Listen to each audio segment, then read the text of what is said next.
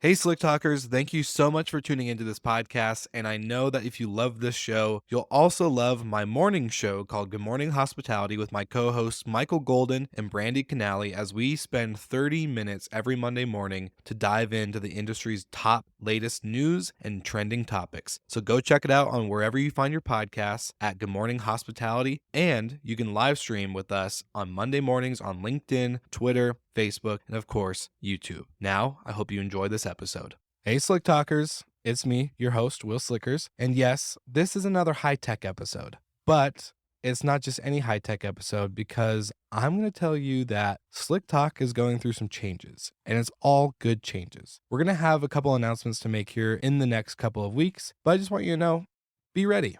I'm ready to showcase what we can really do in the industry and with podcasting. So thank you for being an avid listener. If you are a first-time listener, if you are a repeat listener or a long-time listener, I just want to say thank you for being along with the journey. And I hope you get to enjoy this, because I'm loving every second I've had with this podcast. It's been 4 years, over 4 years, and there's just a lot to say about that and what you guys have done. So thank you to you, whoever you are, and to wherever you're listening from. I just want you to know you're a big part of this story. Also, a big thank you to all of our sponsors. This literally could not have been done without you. So diving into the episode, we are going into HITEC, and my co-host, which is rare, I've never had a co-host on this podcast, Brian Hamaoui. He is the co-host of the Guest X podcast within the hospitality.fm network. And he joined me at the HITEC conference in Orlando, where we interview Crystal on this episode. And she is a senior director of sales at Ideas. So we're going to dive into a lot about the current state of the not just economy, but the overall profitability of hotels, vacation rentals, you name it. It's a very quick episode, so I hope you enjoy. We were at a conference, but thankfully to our great microphones, we were able to cancel out a lot of the noise. So without further ado, welcome back to Slick Talk, and I hope you enjoy.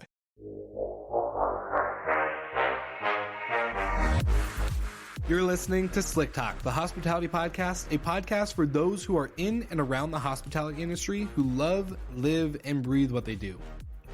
You can join us for candid and unscripted conversations with hospitality experts and founders as we go deeper into their personal stories while they're sharing their triumphs and trials that got them to where they are today.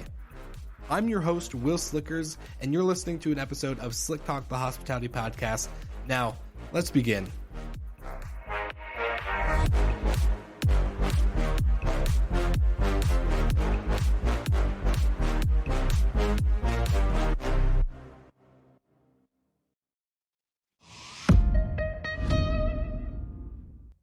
Hey, Emmanuel, what are you doing in this episode? Did I forget a meeting?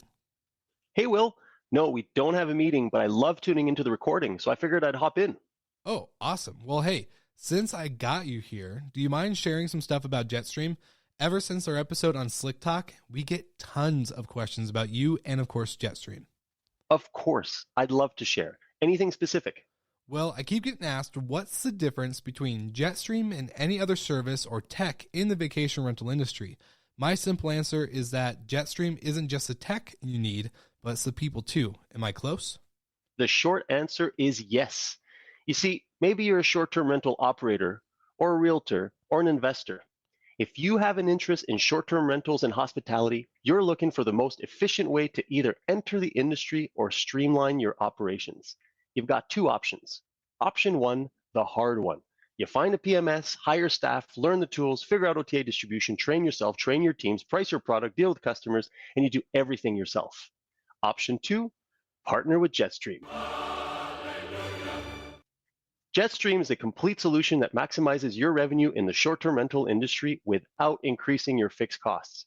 Jetstream handles everything. So I don't need to sign up for vacation rental software or worry about distribution headaches. And what about branding? What if operators love their brand and name? Do they have to give that up in order to be powered by Jetstream? Absolutely not. Jetstream does all of this white labeled under your brand name, everything. You focus on delivering on-site guest delight and growing your inventory. Jetstream handles the rest. And to make it even easier for your listeners and anyone else who stumbles across this podcast, anyone who mentions code SlickTalk50 will receive 50% off the first 3 months. All right, coming in big with the 50% off for our listeners. Well, hey, Emmanuel, I just want to say thank you so much for shedding some light on the power of Jetstream and being such a great industry partner. I do have to get back to this episode, though, but let's get together soon for another virtual happy hour. First round's on me. Sounds good, Will. See you soon. All right, another episode today with our guest, Crystal from Ideas, and super excited. Brian Hamaoui co-hosting with me. This is like getting to become like my favorite part of the whole conference. We never get to talk this much. Well, you said to me, do you want to do one by yourself? I said, there's no way. He's like, it's not as fun. He's got Will Slickers here. He can't, What am I going to talk to? Just kidding. Yeah. Well, I'm going to let you do the introduction. You guys know each other very well. So I've known Crystal. She's like almost a childhood friend. Are we giving that years? I don't know if we want to dive into years yet. But It's I've easier known for you Crystal guys. for a very, very long time. Lots of history. But Crystal's got an incredible background in the hospitality space. So now she's heading up Ideas. Senior Director Sales at Ideas. Awesome. Right? Yep. And she's been, how long have you been in the industry, in hospitality? On the tech side, I've been probably 12, 13 years. And then if you add in my actual hotel operations and sales and all the different facets of hotels that I've worked in, I'm probably over more than 2 decades. So So tell us a little bit about what Ideas is for the listeners that don't know what the product actually does. So Ideas is best known for revenue management solutions. Started in the airline industry over 30 years ago. Our 2 founders are still within the organization, but a couple years ago we got acquired by SAS Institute, who's most known for their forecasting and analytic engines. But we created a new platform, Ideas G3 RMS. All of it was primarily focused in hotels the last 20 years. And now are venturing out into new verticals and looking for additional ways to optimize revenue, pricing, and automate those decisions analytically for our hotel partners and beyond. And beyond. I like it. Yeah. So what is the biggest thing you're seeing right now? Because I think for us, from a media standpoint and even an operator standpoint on your end, we see a high demand for travel. We're seeing highest rates as much as we've probably seen, at least on the short-term rental side for sure. Hotels are getting away with crazy numbers for lower service and all these other things. Do you think this is going to taper off anytime soon, or are we just in the beginning of a dumpster fire? No, we're in an interesting position, right? First off, I'm very proud of all our industry and hotel partners that retained rate, and we learned our lessons from the 2008 downturn when we thought that dropping rate was going to drive demand. We learned that lesson the hard way. So our recovery and rebound, particularly in some of the resort markets or other spaces, as you know, have surpassed the 2019, RevPARs and other KPI indexes that we look at. But there is definitely discussion about the spacing out. Now the group is coming back, and some of that business is moving back into those markets that were not as demanded, like the city centers, and they're starting to see their growth return.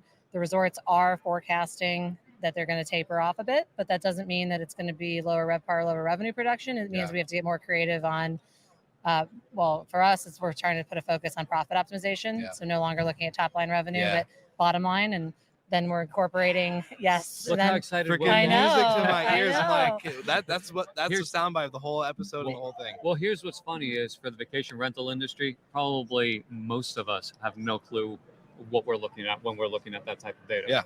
And it's something that if we're going to learn something from the hotel space or airline space, where we need more education. Because it makes us more profitable. Yeah. I mean, it's not new that, labor costs are high or any of those factors were high, but, right now more than ever, cost control is huge. Inflation is on, we're at the front of inflation that's taken off beyond what we can even manage. So it's becoming more and more important. And we've been fortunate at Ideas that the last few years, because we are privately held, we've been double downing on investments and development. And one of the things that we are launching actually this week is channel forecasting, so that helps control what the expenses are tied to each channel and sourcing your business, so that you can help drive the bottom line profitability, among other things. But costs aren't going away. Resorts are forecasting lower demand as things spread out, but international travel is coming back too, and if the airlines can Stop canceling off, 600 flights a day, figure it out what's going on, leaving me stranded in New York last week for 40 hours, and things will get better. But that's awesome. Well, I always have a question on when it comes to revenue and stuff. What are hotels and properties doing for in-stay revenue? We always talk about nightly rate. Nightly rate's great. But I posted this morning on LinkedIn, I think nightly rate is no longer the conversation. We don't need to worry about top line revenue. We need to worry about what is actually going to make us profitable, to the sense when it comes to acquisition or a merger that we can actually have the upper hand on, instead of being like, well, we have 80% occupancy year round, blah, blah, blah, blah. Yeah. Like, we want to know what's happening inside the property. Yeah, we actually sponsored the Resorts Roundtable kicking off Monday. And one of those questions, that was a question we posed, is, we shared what we're hearing, what we're seeing. Yeah. And some of the feedback we got from the actual resorts themselves, or depending on the market, like luxury is obviously going to have a different approach than 100%. more select service, but everything from offering packages, including gas gift cards. And for that dry market, gas prices are taken off, but to just actually broadening the scope. So, through COVID, I think someone, what they call it, they said like drive fatigue or dry market fatigue. Everyone was going this very small radius through COVID. They're broadening it to still maintain dry market, but a little bit beyond what their normal scope was, to draw on people that maybe were sick of going to the closer cities in their markets. So like San Diego to Napa versus trying to get that San Francisco market. For sure. So just getting a little bit creative in where you're spending, and making sure you're forecasting where to invest those marketing dollars. You don't need them in spring break at March. In March, you need them soft season when the hurricane scares people away. So just prioritizing that spend. Makes sense. Cool. Makes sense. For our listeners, we will be posting information at the bottom about the companies that we're interviewing. Yes. So you'll have links to the companies, contact details as well for some of our guests. Yeah. What are the 3 things you're looking for at this show? We love to network. It's just great to see all the friends in the industry. That's always my priority, whether they're hotel partners or former colleagues or just longtime friends. Yeah. That's always first. Creativity, seeing what innovation's happening is really exciting for me. And learning what everyone's doing in other areas of the industry. For sure. So, I love it. Well, you heard it. Yeah. Thank you for having me. Joining us at this awesome booth. I love it. Thank you so much for listening and watching. And again, everything will be in the show notes and we'll post about it. Thank you for tuning in.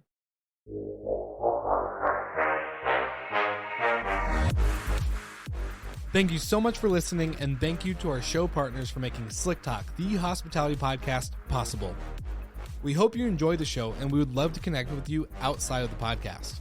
So you can follow us on all of our social media channels for daily hospitality content, or find us on slicktalkthepodcast.com. And don't forget to rate, review, and subscribe so you never miss an episode. I'm your host, Will Slickers, and we will see you guys all again next week.